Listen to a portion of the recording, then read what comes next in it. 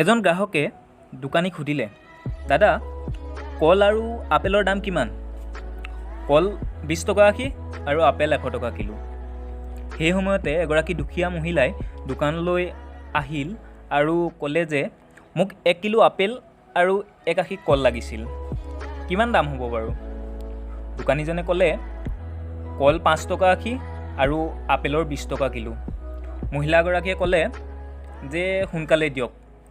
দোকানত আগতে অহা গ্ৰাহকজনে খাওঁ খাওঁ মূৰ্তি ধৰি দোকানীজনলৈ চালে। তেওঁ কিবা কোৱাৰ আগেয়ে দোকানীজনে গ্ৰাহকজনলৈ চাই কিছু সময় ৰ'বলৈ ক'লে। মহিলাগৰাকীয়ে আনন্দ মনেৰে বস্তু কিনি দোকানৰ পৰা ওলাই গ'ল। তেওঁ মনে মনে ভাবি গ'ল যে আজি তেওঁৰ সন্তানকেইটাই ফল খাই যথেষ্ট ফূৰ্তি পাব।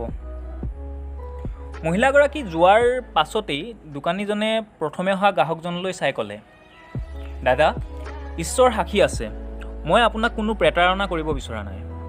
এই বিধৱা মহিলাজনীয়ে 4জন অনাথ যুৱকৰ মা হয়। কাৰো পৰা কোনো ধৰণৰ সহায় ল'বলৈ তেওঁ মান্তি নহয়। ময়ো বহুতবাৰ চেষ্টা কৰিও নোৱাৰিলোঁ। তেতিয়াৰ পৰা মই এই পদ্ধতিটো অৱলম্বন কৰিছোঁ যে যেতিয়াই তেওঁ মোৰ ইয়ালৈ আহে মই যিমান পাৰোঁ কম দামত তেওঁক বস্তু দিওঁ। মই এইটো বিচাৰোঁ যে তেওঁৰ ধৰ্মও বাহাল থাকক আৰু তেওঁৰ এনেকুৱা লাগক যে তেওঁ কাৰো তলতীয়া নহয়।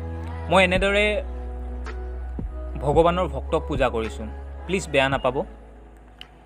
কিছু ৰৈ দোকানীজনে আকৌ ক'লে, এই মহিলাগৰাকী সপ্তাহত মাত্ৰ এবাৰ বা দুবাৰহে মোৰ দোকানলৈ আহে। ভগৱান সাক্ষী আছে, এওঁ যিদিনাখনেই মোৰ দোকানলৈ আহে মোৰ বিক্ৰী দুগুণ হয় আৰু সেইদিনা মোৰ পৰমাত্মাও ধন্য হয়।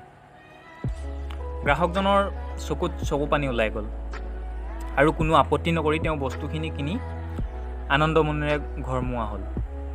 বন্ধুসকল, কাহিনীৰ অৰ্থ এই যে যদি আপুনি সুখৰ ভাগ দিব বিচাৰে তেনেহ'লে আপোনাৰ সন্মুখত তাৰ মাধ্যমো আছে আৰু আপুনি অলপ চকু ফুৰাই চালেই এই মাধ্যম বিচাৰি পাব। কাহিনীটো কেনেকুৱা লাগিল জনাব নাপাহৰিব। যদি ভাল লাগিল লাইক কৰিব আৰু শ্বেয়াৰ কৰিব।